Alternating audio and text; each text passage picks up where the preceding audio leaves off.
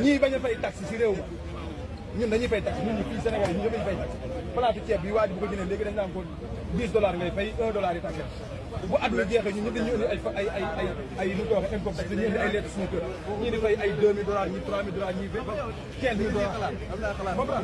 yow ngay yor ay télévision ay entreprise ay société du Sénégal Ousmane Sonko ñoo leen yéen ñu leen di nekk ci askan wi ngeen fay tax da ngeen di fay tax ñun taxaw na ñu ngi seen i média di ko diaboliser ñun loolu la ñuy xeex ay maaraabu toog fee toog seen i kër yi boo koy wax ñu naan la bul wax sëriñ si dafa am si sëriñ si ñoo xam ne suñuy ñaxtu ñu dañuy jël ni Sénégalais yëpp bokk ñu def ko si oto di leen ko yóbbu romb ay dëkk yu xiif romb ay ñoo xam ne bu ñu añee duñu lekk dem jox leen ko te yow ñu ngi koy jox ñu ngi yor ñeenti 4x4 kenn ku ne sa kër yor kër dëkk bu ne mu am fa étage man seetaan naa benn sëriñ mu ne man bu dee mu doon tey li ma am si kër du ma ko am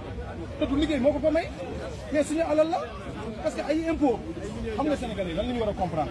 tàngal sax boo ko jëndee da ngaa participer si impôt wu Sénégal xaalis Sénégal fañ koy séddale dañoo war a dem assemblée nationale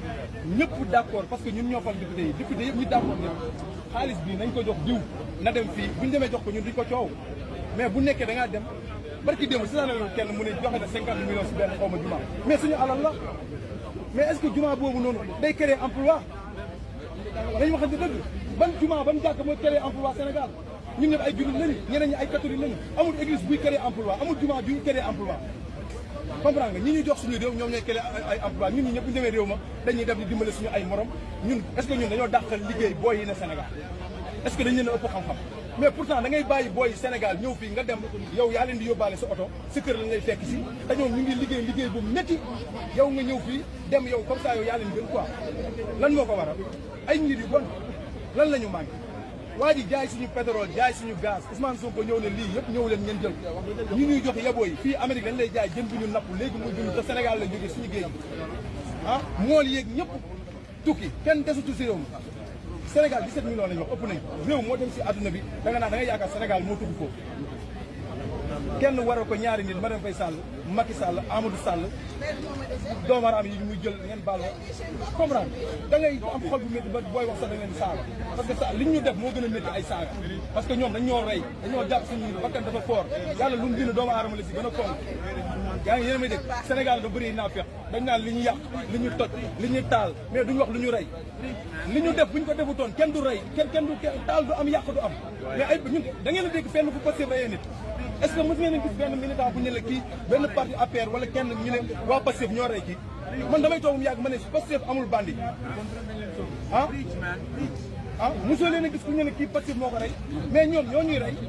ba pare ñoom buñ toogee seen télé yi di duul naan ñu ay da ngeen di taal da ngeen di yàq da ngeen di saaga Macky Sall li mu def mu bakkan li yàlla bind bakkan si gën a fort Macky Sall loolu la rey jël suñu ay yaay dugal si kaso bi torturé pourquoi loolu duñ ko wax mais ñun yeewu nañ le problème mooy ñun nekkatuñu fii ñu ñuy këli-këli fii xale yëpp yeewu nañ Sonko bu neexee yàlla mooy suñu candidat 2024 luñ si bañuñu ko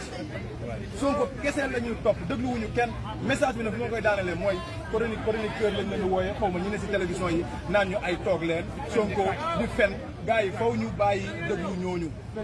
dañuy yàq suñu combat